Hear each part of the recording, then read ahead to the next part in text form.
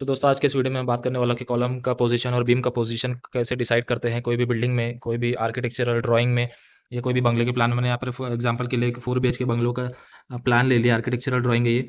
Architectural drawing लेने के बाद ये ड्राइंग जो है एक सिविल इंजीनियर कंसल्टेंट के पास आता है, जिसमें ये बीम का पोजीशन और कॉलम का पोजीशन डिसाइड करना होता है, कॉलम का साइज़ डिसाइड करना होता है, बीम का साइज़ डिसाइड करना होता है, बीम का डेप्थ, बीम का लेंथ कितना होगा और वो बहुत सारी डिटेल्स उसमें ऐड करनी पड़ती है।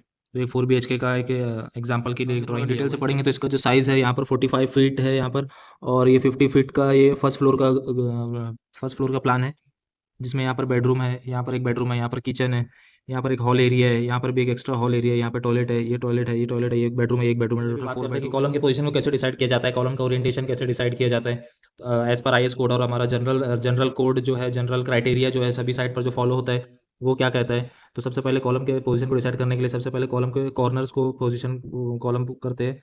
जैसे कि ये कॉलम का ये एक हमारा बंगलों का ये है प्लान। तो यहाँ पर एक कॉर्नर आ गया तो ये एक कॉर्नर पर आएगा, फिर यहाँ पर इसकी हाइट लेंथ जो है वो 10 फीट है।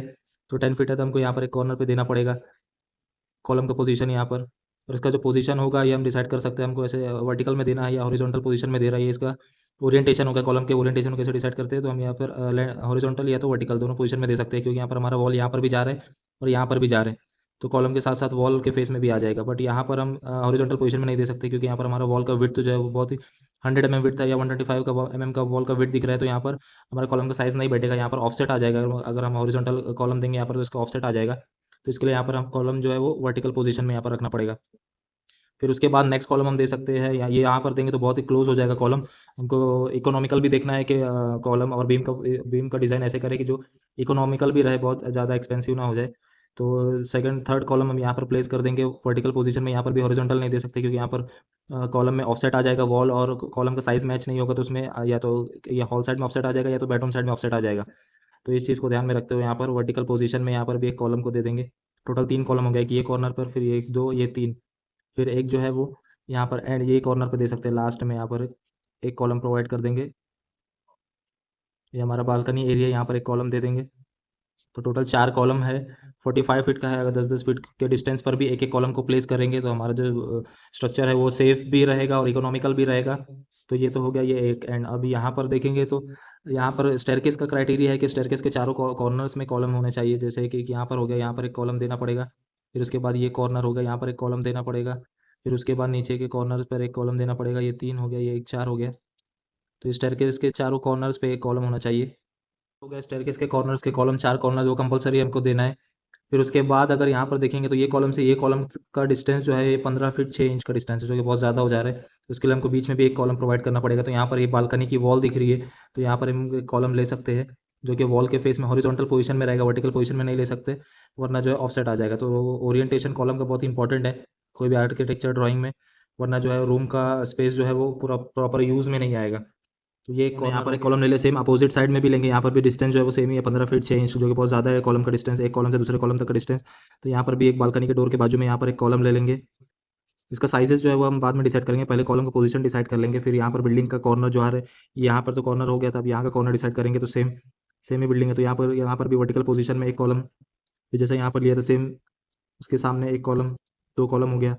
फिर यहाँ पर एक कॉलम, यहाँ पर देखना है कि यहाँ पर तो विंडो नहीं था, यहाँ पर कॉलम आ गया, बट यहाँ पर देखेंगे तो विंडो आ रहा है। तो विंडो को छोड़कर ही कॉलम को इसका लोकेशन फाइनल करना है। तो विंडो के बाजू में ले सकते हैं, यहाँ पर एक कॉलम ले सकते हैं। फिर उसके बाद फाइनली एक लास्ट में यहाँ पर एक कॉलम ले लेंगे। यहाँ पर हमारे पास ऑप्शन है, यहाँ पर वर्टिकल भी कॉलम भी ले सकते हैं और हॉरिजॉन्टल कॉलम भी ले सकते हैं। तो ये हमारे हमारे फिजिबिलिटी के ऊपर डिपेंड है कि हमको कौन से ओरिएंटेशन में कॉलम को रखना है। यहाँ पर हॉरिजॉन्टल कॉलम भी ले सकते हैं। अभी टॉप में आते हैं, यहाँ पर हाफ विंडो है या फुल विंडो है, तो यहाँ पर हम कॉलम नहीं ले सकते, तो हमको यहाँ पर लेना पड़ेगा। ये जो वॉल जा रही है यहाँ पर एक कॉलम ले सकते हैं। वॉल का विड्थ कम है जिसकी वजह से यहाँ पर ऑफसेट आएगा, या तो हम ऑफसेट जो है बेडरूम में ले सकते हैं या तो किचन में इसका ऑफसेट ले सकते हैं, बट हमारे पास कोई अदर ऑप्शन नहीं है, तो यहाँ पर ही लेना पड़ेगा कॉलम। ये हो गया। फिर उसके बाद 11 फीट का इसका हॉल है, बेडरूम है, तो उसके बाद हम डायरेक्टली यहाँ पर ले सकते हैं एक कॉलम को। यहाँ पर हमारे पास ऑप्शन है, वर्टिकल में भी ले सकते हैं, हॉरिजॉन्टल में भी ले सकते हैं, क्योंकि यहाँ पर भी वॉल जा रहा है, यहाँ पर भी वॉल जा रहा है। तो यहाँ पर लेंगे तो बेटर रहेगा, क्योंकि वॉल का विड्थ ज़्यादा दिया है यहाँ पर, जिसमें से ऑफसेट कम आएगा कॉलम से। तो यहाँ पर हॉरिजॉन्टल कॉलम लेंगे तो ज़्यादा बेटर है।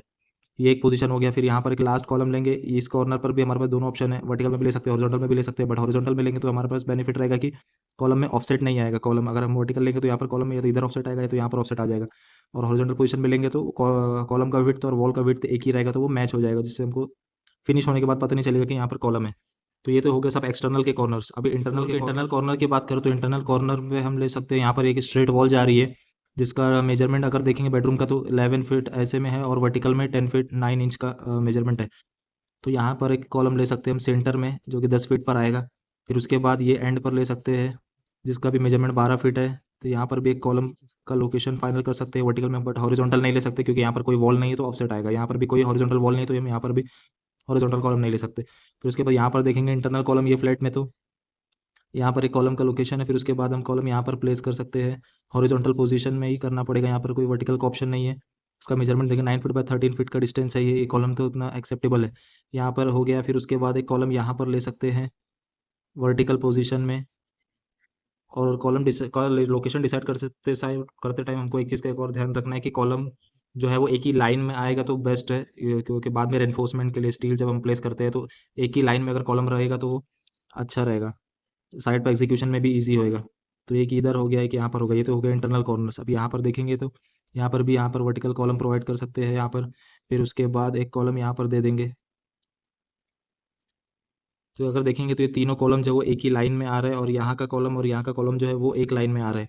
और नीचे के कॉर्नर कॉलम को देखेंगे तो ये 1 2 3 4 एक ही लाइन में है, बट ये एक लाइन में नहीं आ रहा है क्योंकि यहाँ पर हमको स्टेयरकेस के कॉर्नर्स में एक कॉलम प्रोवाइड करना पड़ता है, इसके लिए इसको और अंदर नहीं ले सकते। जितना पॉसिबल हो उसको कॉलम को एक ही लाइन में रखेंगे तो एग्जीक्यूशन के लिए भी अच्छा रहेगा और डिज़ाइनिंग के लिए भी जो है वो अच्छा रहेगा। ये तो हो गया हमारा कॉलम का लोकेशन कैसे डिसाइड करते हैं और कॉलम का ओरिएंटेशन कैसे डिसाइड करते हैं, वर्टिकल में रखना है या हॉरिजॉन्टल में रखना है। इसका ओरिएंटेशन डिसाइड करने का क्राइटेरिया यही है कि जो साइड में हमारा वॉल जा रहा है हमको उसी साइड में उसी फेस में कॉलम का ओरिएंटेशन रखना है। मतलब हमारा वॉल अगर ऐसा जा रहा है तो हमको खड़े पोजीशन में ही कॉलम को रखना है, और अगर आड़े पोजीशन में वॉल जा रही है तो यहाँ पर हमको आड़े पोजीशन में कॉलम को प्लेस करना है, जिससे कि हमारा रूम का जो इंटरनल रूम जो रहेगा बाद में फिनिशिंग के बाद वो हमको प्रॉपर स्पेस मिलेगा यूज़ करने के लिए, और अंदर से भी अच्छा जितने भी प्लान्स में हमारे जहाँ जहाँ पर वॉल्स है सारी जगहों पर बीम को ऐसे कनेक्टिविटी करते जाएंगे तो सारे बीम्स कनेक्ट होते जाएंगे। यहाँ पर एक बीम बनेगा जो कि यहाँ से एक बीम निकलेगा तो ये इस पर रेस्ट होगा। कोई कोई बीम प्राइमरी रहेगा, कोई कोई बीम सेकेंडरी रहेगा। अगर बीम टू बीम रेस्ट हो रहा है तो वो सेकेंडरी बीम रहेगा, और अगर कॉलम टू कॉलम बीम जा रही है तो वो प्राइमरी बीम उसको बोलते हैं। वैसे यहाँ पर जितने भी सारे वॉल्स है यहाँ पर सारे ये कॉलम टू ये कॉलम में एक बीम रहेगा। सारे वॉल्स को कनेक्ट करते जाएंगे तो हमारा बीम जो है वो कंप्लीट होते जाएगा। ये कॉलम टू ये कॉलम फिर एक बीम रहेगा, ये कॉलम टू ये कॉलम एक बीम रहेगा, फिर यहाँ पर एंड में एक बीम रहेगा, इसको मिड लैंडिंग बीम बोलते हैं। फिर यहाँ पर बालकनी है तो ये कॉलम से ये बीम से ये कॉलम तक का एक बीम जाएगा। फिर यहाँ पर एक कैंटिलीवर स्लैब है, यहाँ पर एक कैंटिलीवर बीम है, तो यहाँ पर एक कैंटिलीवर स्लैब का एक बीम बनेगा, कैंटिलीवर बीम जिसको बोलेंगे। यहाँ पर वॉल आ रहा है तो ये भी स्ट्रेट बीम जाएगा यहाँ तक। इसी प्लान में हमारे पास जहाँ जहाँ पर वॉल आ रही सारे जगह सारे वॉल्स के नीचे हमको बीम प्रोवाइड करना पड़ेगा। तो कॉलम के साइज़ की अगर बात करें तो ये हमारा G+1 का प्लान है। अगर एक ही फ्लोर का प्लान है तो कॉलम का साइज़ हम डिसाइड कर सकते हैं 200 जिसका विड्थ रहेगा, 400 उसका लेंथ रहेगा। तो सारे कॉलम्स को ये साइज़ से रख के हम डिज़ाइन इसका करके चेक कर सकते हैं कि ये कॉलम का साइज़ सेफ़ है कि नहीं स्ट्रक्चर के लिए। बीम के साइज़ की अगर बात करें तो बीम का साइज़ भी हम रख सकते हैं 200 विड्थ में और 400 डेप्थ में। सारे बीम्स को रख के उसका डिज़ाइन चेक कर सकते हैं हम, मैनुअल डिज़ाइन कर रहे हैं या ई टाइप से डिज़ाइन कर रहे हैं। तो फाइनल जो साइज़ है वो हमारे डिज़ाइन के बाद ही फाइनल होता है कि हमारा जो हमने जो 200 बाय 400 का इसको साइज़ दिया है ये सेफ़ है या नहीं, ये हमको डिज़ाइन चेक के बाद ही पता चलता है। अगर डिज़ाइन में फेल हो रहा है तो हमको कॉलम का साइज़ जो है वो लेंथ में बढ़ाना पड़ेगा या तो विड्थ में बढ़ाना पड़ेगा। ये हमारा डिपेंड करता है कि हम डिज़ाइनिंग करने के बाद ही इसको फाइनल डिसाइड कर सकते हैं कि कॉलम का साइज़ क्या रहेगा, बीम का साइज़ क्या रहेगा। बीम का एक क्राइटेरिया अगर बताऊँ तो अगर बीम का डेप्थ हमको डिसाइड करना है तो बीम का लेंथ जो है फॉर एग्जांपल अगर 5 मीटर की लेंथ है तो हर मीटर पर 100 का डेप्थ जो है वो बीम का होता है। फॉर एग्जांपल अगर 5 मीटर की बीम है तो 500 डेप्थ हर मीटर पर एक 100 तो 5 मीटर के लिए 500 इसका डेप्थ हो जाएगा बीम का। ये जो बहुत सारे ऐसे जनरल क्राइटेरियाज रहते हैं जिनमें से कि IS कोड में भी देखेंगे तो ये सब क्राइटेरिया जो है IS कोड में भी मेंशन IS 4562 2000 में। आपके लिए ये वीडियो इन्फॉर्मेटिव रहा होगा। ऐसे और टेक्निकल वीडियोज़ के लिए लाइक एंड सब्सक्राइब करें।